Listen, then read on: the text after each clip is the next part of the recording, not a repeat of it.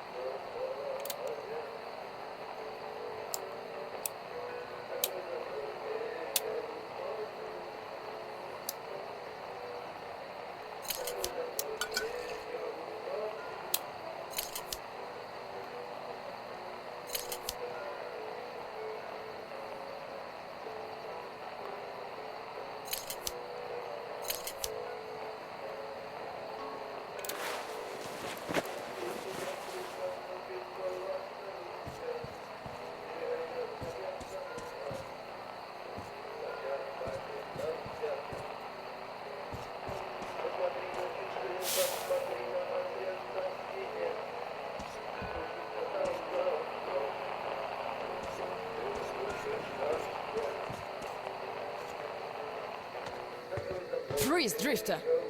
So, we meet again? Though I bet you don't remember who dragged you out of the water. My name is Olga, by the way. Was it you fighting the Master of the Forest? Awesome. Our hunters had been staying away from him for years. Damn it! Sorry, teacher. The locks all rusted up. Your friend Alyosha is already at the dam. He said your colonel won't wait, so you don't have much time. Sorry, I can't take you there. At today's council session, the pirates moved to attack your train, but they had no right to even call one without me present. As usual, I need to go and sort this out. But I have a few minutes to give you some directions. You need a boat to get to the dam. And our pirates keep all the boats at their swamp camp. They are not the sharing kind, but that's no reason to attack. Nobody wants bloodshed, so just stay out of their sight. Take the road to the barricade. Go down to the swamp and find the dock. That's where Alyosha and I took the boat from. Teacher, forgive me. There are some left, but be careful. Well, Drifter, take care. And don't make me sorry I helped you people. Tell Alyosha I said hi. I'll stay a bit longer to tend to the grave of the teacher.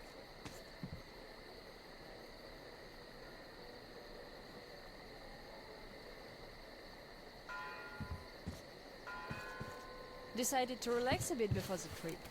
That's a good idea.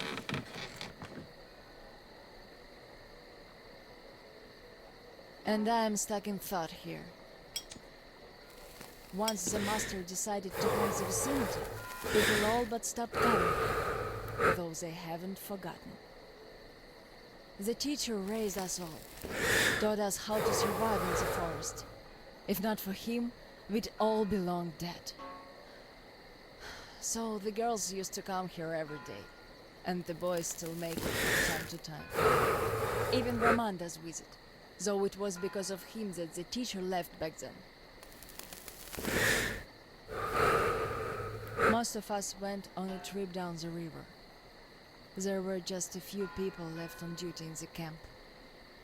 When we came back, we found it raided by bandits. It still pains me to remember the scene. Can't even describe it. Once we and the younger group were done crying, the teacher was digging the graves alone. The elder boys were nowhere to be seen.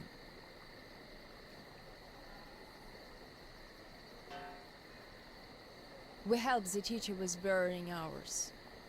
It was dark already when the boys returned and sat around the campfire. Roman was so covered with blood. You could only see his eyes and teeth. Then they started talking. Tracking was easy. The bandits didn't even try covering their tracks. So the boys waited till they all got drunk in their camp and shot them with bows. Then Roman knifed the wounded like they were deer.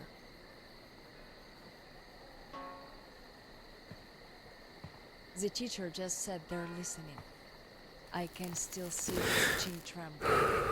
And he didn't say anything. Anything at all. They understood what he meant anyway.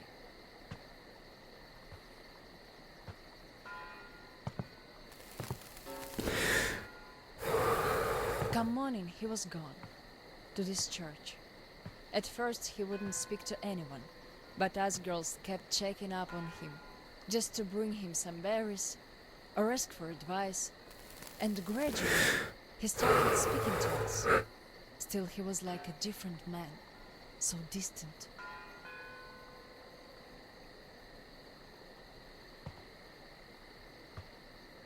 He never talked to the older boys anymore, though he'd reply to their letters.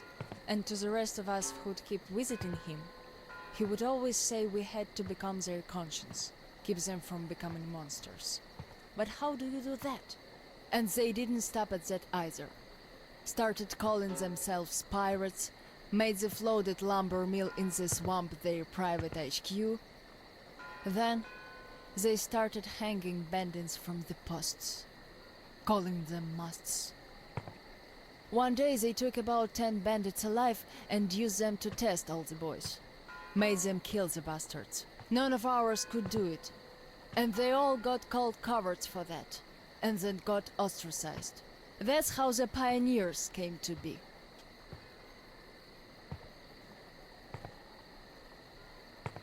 Of course they all calmed down by now. They are talking to each other at least. But back then, only Luda and I could speak for the teacher at the council meetings.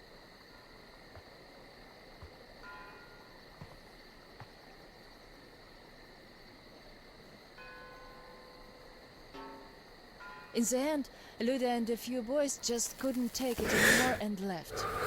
I wonder if they found a better place to live. I still keep checking the radio hoping to hear from them.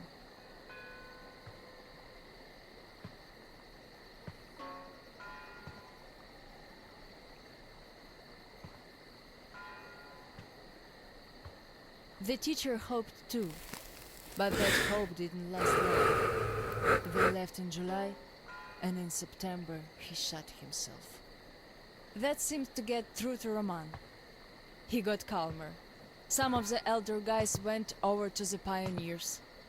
After all, the important thing is that we stay together. So now I have an important voice at the council. 'Cause I can kick ass if they don't listen. And not just because they're not supposed to hurt girls. A fair fight is a fair fight. Thing is, the only one I lost to in a fair fight was Roman. And even then, I gave him a blue eye he had to wear for a week. That earned his respect. The one I had the most trouble with was the Admiral. He was Roman's right-hand man. Wouldn't leave the lumber mill no matter what. Kept saying we must defend it if we don't want the mutants to eat the whole valley. But the radiation levels kept climbing there. Roman checked it with the counter himself. So at one council meeting, Roman and our instructors had everyone vote against the admiral, and the pirates went on to build a new fort near the shore, where it's still okay to stay. The admiral would have none of that, so he and his most hardcore flunkies stayed at the mill. I never heard from them again. Radiation's not to be played with. The teacher didn't warn us all for nothing. So now, without the admiral, there is nobody who'd dare give me any trouble in the council. I'll put a leash on them tonight, all right. Don't you worry. I just need some time to gather my thoughts. I don't like politics, really. You could listen to the teacher's diary if you like. He kept recording it, as if he knew. Yes, I must have heard it 100 times already, and still, we let him down. We really did.